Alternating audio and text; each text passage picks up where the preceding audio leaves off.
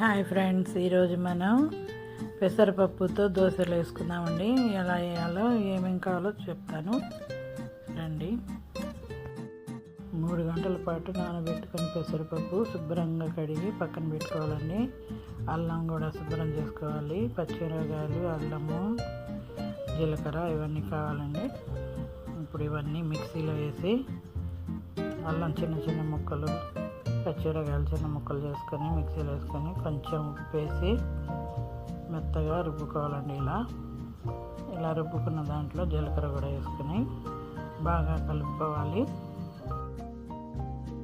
ఇప్పుడు పొయ్యి మీద పెనం పెట్టుకొని ఇలా ఒక్కొక్క స్పూన్ వేసుకుంటూ దోశలు ఇట్లా ఎడల్పుగా తయారు చేసుకోవాలండి.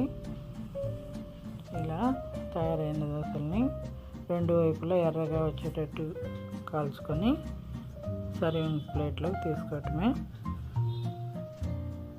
ఇందులో అల్లం చట్నీ కానీ కొబ్బరి చట్నీ కానీ రుచిగా ఉంటుందండి.